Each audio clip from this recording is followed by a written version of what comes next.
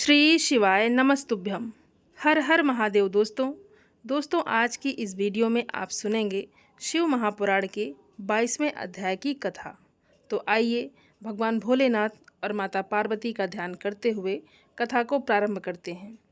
सूत जी ने पूछा, हे महाबुद्धिमान सनत कुमार जी, जब वहाँ महान भयंकर और रोमांचकारी संग्राम चल रहा था, उस समय त्रिपुरारी शंकर ने दैत्य गुरु विद्वान शुक्राचार्य को निगल लिया था। ये घटना मैंने संक्षेप में ही सुनी थी। अब आप उसे विस्तार पूर्वक वर्णन कीजिए। पिनाकधारी शिव जी के उदर में जाकर उन महायोगी शुक्राचार्य ने क्या किया था? शंभु की जठराग्नि ने उन्हें जलाया क्यों नहीं? भृगुनंदन बुद्धिमान शुक्र भी तो कल्पांत कालीन अग्नि के समान उग्र तेजस्वी थे। फिर वो शंभु के जठर पंजर से कैसे निकले? उन्होंने कैसे और कितने काल तक आराधना की थी? हे तात, उन्हें जो मृत्यु का समन करने वाली पराविद्या प्राप्त हुई थी, वो विद्या कौन सी है जिससे मृत्यु का निवारण हो जाता है? हे मुनि, लीला बिहारी देवादिदेव भगवान शंकर के त्रिशूल से छूटे हुए अंधक को गणाध्यक्षता की प्राप्ति कैसे हुई? तात, मुझे शिव लीला अमृत श्रवण करने की विशेष इच्छा है, अतः आप मुझ पर कृपा करके वो सारा वरदान पूर्ण रूप से वर्णन कीजिए।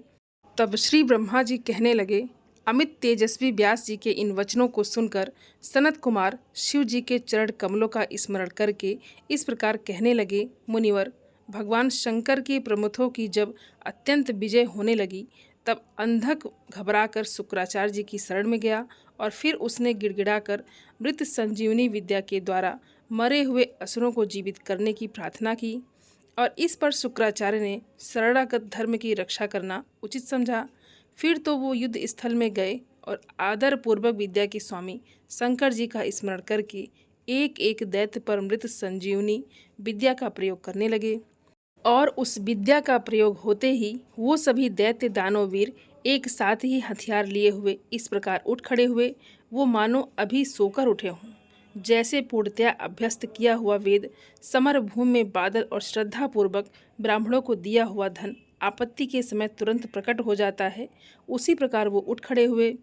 शुक्राचार्य के संजीवनी प्रयोग से जब बड़े बड़े दानव जीवित होकर प्रमुखों को बुरी तरह मारने लगे, तब प्रमुखों ने जाकर प्रमिथेश्वर शिव को ये समाचार सुनाया।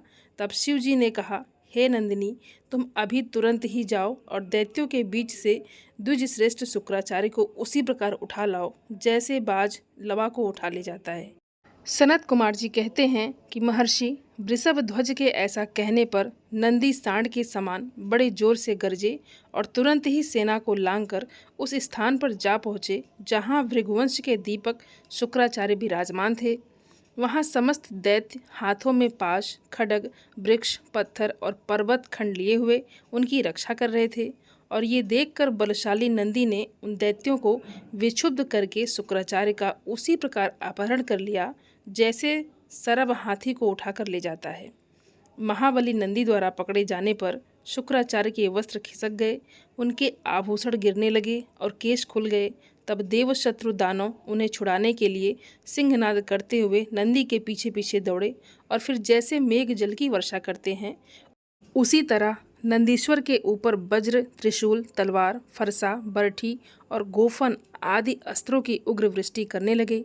तब उस देवासुर संग्राम के विकराल रूप धारण करने पर गणाधिराज नंदी ने अपने मुख की आग से सैकड़ों शस्त्रों को भस्म कर दिया और उन भृगुनंदन को दबोचकर शत्रु दल को व्यथित करते हुए शिव जी के पास आ पहुँचे। शीघ्र ही उनकी स्तुति करते हुए कहने लगे, हे भगवान, ये शुक्राचार्य उपस्थित है। तब भूतनाथ देवादिदेव शंकर ने पवित्र पुरुष द्वारा प्रदान किए हुए उपहार की तरह शुक्राचार्य को पकड़ लिया और फिर बिना कुछ कहे उन्हें फल की तरह अपने मुख में डाल लिया। उस समय समस्त असुर उच्च स्वर से हाहाकार करने लगे। व्यास जी, जब गिरिजेश्वर ने शुक्राचार्य को निगल लिया, तब दैत्यों की विजय की आशा जाती रही। उस समय उनकी दशा सूंड रहित गजराज, सिंहहीन सांड, मस्तक विहीन देह, अध्ययन रहित ब्राह्मण, उद्यमहीन प्राणी, पति रहित स्त्री, फल वर्जित बाण, व्रत रहित वेदा अध्ययन और एकमात्र वैभव शक्ति के बिना निष्फल वो कर्म समूह और सत्य के बिना धर्म समुदाय की तरह अत्यंत शोचनीय हो गई।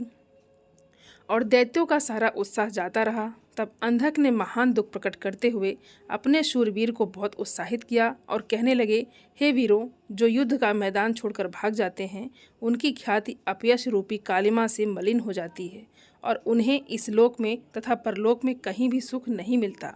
और यदि पुनर्जन्म रूपी मल का अपहरण करने वाले धरा तीर्थ रण तीर्थ में आवागमन कर लिए जाएं, तो अन्य तीर्थों में स्नान दान और तप की क्या आवश्यकता है, अर्थात इसका फल रणभूमि में प्राण त्याग करने से ही प्राप्त हो जाता है।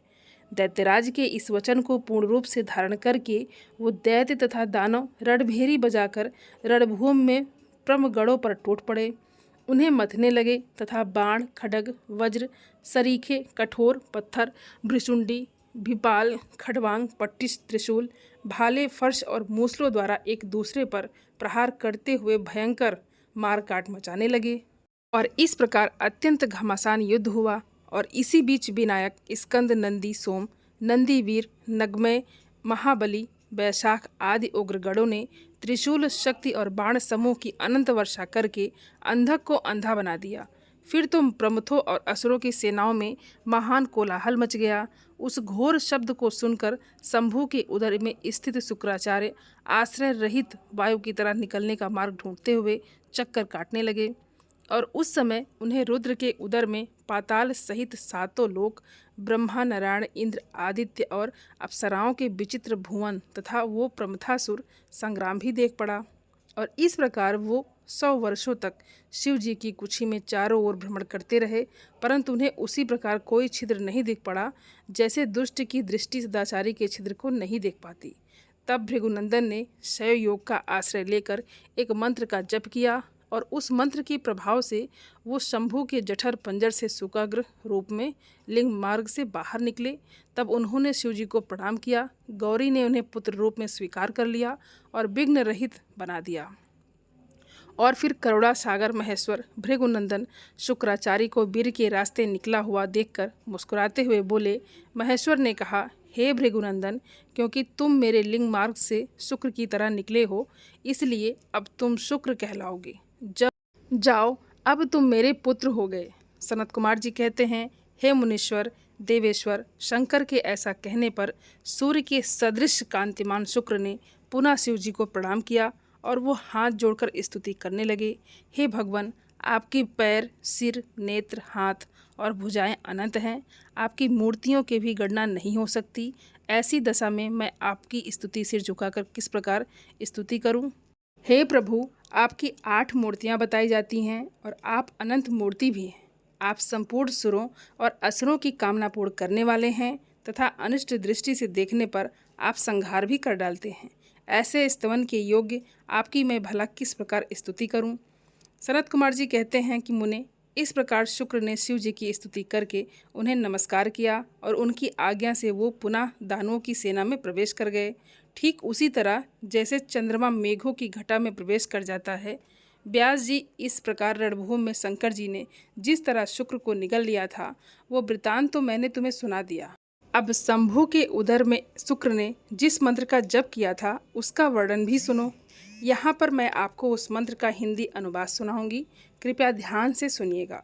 इस घोर कलयुग में जो भी भगवान भोलेनाथ के इस मंत्र का संस्कृत में पाठ या हिंदी अनुवाद पढ़ या सुन लेता है, वो इस भवसागर से पार हो जाता है।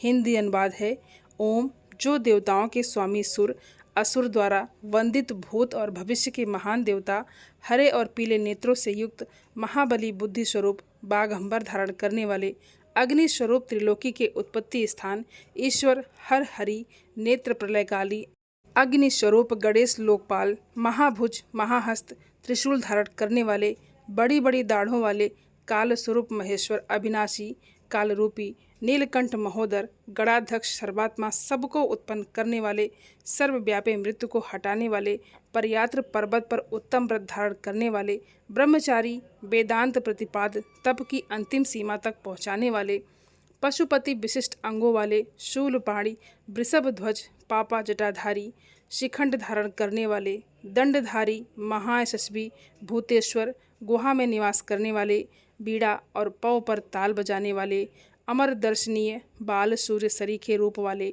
शमशानवासी ऐश्वर्यशाली उमापति शत्रु दमन, भग के नेत्रों को नष्ट कर देने वाले, पूषा के दांतों के विनाश का क्रूरता पूर्वक संहार करने वाले, पाशधारी, प्रलय काल रूप, उल्का मुख अग्निकेतु, मननशील प्रकाशमान प्रजापति, ऊपर उठाने वाले जीवों को उत्पन्न करने वाले, तुरय तत्व रूप लोकों में सर्वश्रेष्ठ वामदेव वाणी की चतुरता रूप वाम मार्ग में भिक्षु रूप भिक्षुक, जटाधारी जटिल दुराध इंद्र के हाथ को स्तंभित करने वाले, वसुओं को विजित कर देने वाले, यज्ञ स्वरूप यज्ञकर्ता, काल मेधावी मधुकर, चलने फिरने वाले वनस्पति का आश्रय लेने वाले, वाजसन नाम से संपूर्ण आश्रमों द्वारा पूजित, जगत धाता जगतकर्ता, सर्वार्थयामी, सनातन ध्रुव, धर्माध्यक्ष, भू भवः स्वः, इन तीनों लोकों में विचरने वाले, भूत भावन त्रिनेत्र, बहुरूप 10 सूर्य किरणों के समान प्रभावशाली महादेव, सब तरह के बाजी बजाने वाले, संपूर्ण बाधाओं से विमुक्त करने वाले, बंधन स्वरूप सबको धारण करने वाले, उत्तम धर्म स्वरूप पुष्पंदत, विभाग रहित मुख्य रूप सबका हरण करने वाले, स्वर्ण के समान दीप्त कीर्ति वाले, मुक्ति के द्वार स्वरूप भीम तथा भीम पराक्रमी हैं। उन्हें नमस्कार है, नमस्कार है, नमस्कार है। इसी श्रेष्ठ मंत्र का जप करके शुक्र शंभु के जठर पंजर से लिंग के रास्ते उत्कट वीर की तरह निकले थे। उस समय गौरी ने उन्हें पुत्र रूप में अपनाया और जगदीश्वर शिव ने अजर अमर बना दिया। तब वो दूसरे शंकर के समान शोभा पाने लगे। 3000 वर्ष व्यतीत होने के बाद वो ही वेद निधि मुनि शुक्र पुनः इस भूतल पर महेश्वर से उत्पन्न हुए। उस समय उन्होंने धैर्यशाली और तपस्वी दानवराज अंधक को देखा। उसका शरीर सूख गया था और वो त्रिशूल पर लटका हुआ परमेश्वर शिव का ध्यान कर रहा था। वो शिव जी के 108 नामों का स्मरण कर रहा था। परमात्मा शिव के 108 नामों का ध्यान करने से वो दानव उस महान भय से मुक्त हो गया और उस समय प्रसन्न हुए जटाधारी शंकर ने उसे मुक्त करके उस त्रिशूल के अग्रभाग से उतार लिया और दिव्य अमृत की वर्षा से अभिषेक कर दिया। फिर महात्मा महेश्वर उसने जो कुछ भी कहा था, जो कुछ भी किया था, उस सभी का सांत्वना पूर्वक वर्णन करते हुए उस महादैत्य अंधक से बोले। ईश्वर ने कहा, हे दैत्येंद्र, मैं तेरे इंद्रिय निग्रह नियम, शौर्य और धैर्य से अत्यंत प्रसन्न हूँ। अतः सुव्रत, अब तू कोई वर मांग ले। दैत्यों के राजाधिराज, तूने निरंतर मेरी आराधना की है, इससे तेरा सारा कलमवश धुल गया है। अब तू वर पाने के योग्य हो गया है, इसलिए मैं तुझे वर देने के लिए आया हूँ। क्योंकि 3000 वर्षों तक बिना कुछ खाए पिए प्राण धारण किए रहने से तूने जो पुण्य कमाया है, उसके फलस्वरूप तुझे सुख की प्राप्ति तो अवश्य होनी चाहिए। सनत कुमार जी कहते हैं, मुनि, ये सुनकर अंधक ने भूमि पर अपने घुटने टेक दिए और फिर वो हाथ जोड़कर कांपता हुआ भगवान उमापति से बोला। अंधक कहने लगा, हे भगवान, आपकी महिमा जाने बिना मैंने पहले रण क्षेत्र में हर्ष गदगद वाणी से आपका जो दीनहीन तथा नीच से नीच अपशब्द कहा है, मूर्खतावश लोभ में मैंने जो निंदित कर्म किए हैं, हे प्रभु, उन सबको आप अपने मन में स्थान ना दें, अर्थात मेरे उन निंदित कर्मों को, अपशब्दों को भूल जाइए। महादेव, मैं तो अत्यंत ओछा और दुखी हूँ। मैंने काम दोषवश पार्वती जी के विषय में जो भी दूषित भावना कर ली थी, उसे अब आप क्षमा कर दीजिए। आपको तो अपने कृपण दुखी और दीन भक्तों पर सदा ही विशेष कृपा करनी चाहिए और मैं उसी तरह एक दीन भक्त हूँ और इस समय आपकी शरण में आया हूँ। प्रभु देखिए, मैंने आपके सामने अंजलि बांध रखी है, अब आपको मेरी रक्षा करनी चाहिए। ये जगत जननी पार्वती देवी भी मुझ पर प्रसन्न हो जाएं और सारे क्रोध को त्याग कर मुझे कृपा दृष्टि से देखें। चंद्रशेखर, कहाँ तो इनका भयंकर क्रोध और कहाँ मैं तुच्छ दैत्य। हे चंद्रमौली, मैं किसी प्रकार उसको सहन नहीं कर सकता। शंभु, कहाँ तो परम उदार आप और कहाँ बुढ़ापा, मृत्यु और काम क्रोध आदि दोषों के वशीभूत मैं, अर्थात मेरी आपके साथ क्या तुलना हो सकती है। महेश्वर, आपके ये युद्ध कला निपुण महाबली वीर पुत्र मेरी कृपणता और विचार करके अब क्रोध के वशीभूत मत हों। तुषार हार, चंद्र किरण, शंख कंद पुष्प और चंद्रमा के वर्ण वाले हे शिव, मैं इन पार्वती जी को गुरुता के गौरव यश नित्य मात्र दृष्टि से ही देखूं। मैं हमेशा आप दोनों का भक्त बना रहूं। देवताओं के साथ होने वाला मेरा बैर भी दूर हो जाए और मैं शांत चित्त होकर योग चिंतन करता हुआ अपने गणों के साथ निवास करूं। हे महेशान, आपकी कृपा से मैं उत्पन्न हुए इस विरोधी दानव भाव का पुनः कभी स्मरण ना कर सकूं और यही उत्तम वर मुझे प्रदान कीजिए। सनत कुमार जी कहते हैं, हे मुनि सत्यम, इतनी बात कहकर वो दैत्यराज माता पार्वती की ओर देखकर त्रिनयन शंकर जी का ध्यान करता हुआ मौन हो गया। तब रुद्र ने उसकी ओर कृपा दृष्टि से देखा। सदाशिव की दृष्टि पड़ते ही उसे अपने पूर्व वृतांत और अद्भुत जन्म का स्मरण हुआ। उस घटना का स्मरण होते ही उसका मनोरथ पूर्ण हो गया। फिर तो माता पिता यानी उमा महेश्वर को प्रणाम करके वो धन्य धन्य हो गया। उस समय पार्वती तथा बुद्धिमान शंकर जी ने उसका मस्तक सूंघकर प्यार किया। इस प्रकार अंधक ने प्रसन्न हुए चंद्रशेखर से अपना सारा मनोरथ प्राप्त कर लिया। हे मुनि, महादेव जी की कृपा से अंधक को जिस प्रकार परम सुखद गणाध्यक्ष पद प्राप्त हुआ था, वो सारा का सारा पुरातन वृतांत मैंने तुम्हें सुना दिया और मृत्युंजय मंत्र का भी वर्णन कर दिया। वो मंत्र मृत्यु का विनाशक और संपूर्ण कामनाओं का फल प्रदान करने वाला है। इसे प्रयत्नपूर्वक जपना या सुनना चाहिए। सनत कुमार जी कहते हैं कि हे व्यास जी, मुनिवर शुक्राचार्य को शिव जी से मृत्युंजय नामक मृत्यु का प्रशमन करने वाली पराविद्या किस प्रकार प्राप्त हुई थी, अब उसका वर्णन करता हूँ, उसे भी ध्यानपूर्वक सुनो। पूर्व काल की बात है, इन भृगुनंदन ने वाराणसीपुरी में जाकर प्रभावशाली विश्वनाथ जी का ध्यान करते हुए बहुत समय तक घोर तपस्या की थी। व्यास जी उस समय उन्होंने वहीं पर एक शिवलिंग की स्थापना की और उसके सामने ही एक परम रमणीय कूप तैयार कराया। फिर प्रयास पूर्वक उन देवेश्वर को 1,00,000 बार द्रोण भरकर पंचामृत से और बहुत से सुगंधित द्रव्यों से स्नान कराया। फिर 1,000 बार परम प्रीतिपूर्वक चंदन, यक्ष कर्दम और सुगंधित उपटन का उस पर लिंग पर अनूप किया। यक्षक कतर्दम एक प्रकार का लेप होता है जो कपूर, अगु, कस्तूरी और ककोल को मिलाकर बनाया जाता है। अनूप करने के बाद सावधानी के साथ परम प्रेम पूर्वक राज चंपक, जिसे अमलतास कहते हैं, धतूर, कनेर, कमल, मालती, कर्णिकार, कंदप, मौलसरी, उत्पल, मल्लिका अर्थात चमेली, शतपत्री, सिंधुवार, ढाक, गुल, दोपहरी, पुनाग, नागकेसर, केसर, नवमल्लिक यानी कि बेल, मोगरा, चिबेलिक, रक्तदला, कुंद यानी कि माघ के महीने में खिलने वाला पुष्प, मुचुकंद, मदार, बिल्वपत्र, गुमा, मरुवक, मरुवृक, गंठी, वन दोनों, अत्यंत सुंदर आम के पल्लव, अगस्त साल का चनार, इनमें से प्रत्येक के पुष्पों और अन्य पल्लवों से तथा नाना प्रकार के रमणीय पत्तों और सुंदर कमलों से शंकर जी की विधिवत अर्चना की। उन्हें बहुत से उपहार समर्पित किए तथा शिवलिंग के आगे नाचते हुए शिव सहस्त्र नाम और अन्यान्य स्तोत्रों का गान करके शंकर जी का स्तवन किया। और इस प्रकार शुक्राचार्य 5,000 वर्षों तक नाना प्रकार के विधि विधान से महेश्वर का पूजन करते रहे। परंतु जब उन्हें थोड़ा सा भी वर देने के लिए उद्यत होते नहीं देखा, यानी कि भगवान शिव को प्रकट होते नहीं देखा, तब उन्होंने एक दूसरे अत्यंत दुस्साह और घोर नियम का आश्रय लिया। उस समय गुरु शुक्र ने इंद्रियों सहित मन के अत्यंत चंचलता रूपी महान दोष का बारंबार भावना रूपी जल से प्रक्षालित किया। इस प्रकार चित्ररत्न को निर्मल करके उसे पिनाकधारी शिव जी के आगे तर्पण कर दिया और खुद धूमक का पान करते हुए तपस्या करने लगे। इस प्रकार उन्हें 1,000 वर्ष बीत गए। तब भृगुनंदन शुक्र को इस प्रकार दृढ़ चित्त से घोर तपस्या करते देखकर महेश्वर उन पर प्रसन्न हो गए। फिर तो दक्ष कन्या पार्वती जी के स्वामी साक्षात विरूपाक्ष शंकर जी के, जिनके शरीर की कांत सहस्त्रों सूर्यों से भी बढ़कर थी, उस लिंग से निकलकर शुक्र से बोले, महाभाग भृगुनंदन, तुम तो तपस्या के निधि हो। महामुनि, मैं तुम्हारे इस कठिन तप से विशेष प्रसन्न हूँ। हे भार्गव, तुम अपना सारा मनोवांछित वर मांग लो, मैं प्रीतिपूर्वक तुम्हारी सारी मनोकामनाएं पूर्ण करूंगा। अब मेरे पास तुम्हारे लिए कोई भी वस्तु ऐसी नहीं है जो मैं दे ना सकूं। सनत कुमार जी कहते हैं कि हे मुनि, शंभु के इस परम सुखदायक और उत्कृष्ट वचन को सुनकर शुक्र प्रसन्न होकर आनंद समुद्र में निमग्न हो गए। उन कमल नयन द्विजवर शुक्र का शरीर परमानंद जनित रोमांच के कारण पुलकित हो उठा। तब उन्होंने हर्षपूर्वक शंभु के चरणों में प्रणाम किया। उस समय उनके नेत्र हर्ष से खिल उठे।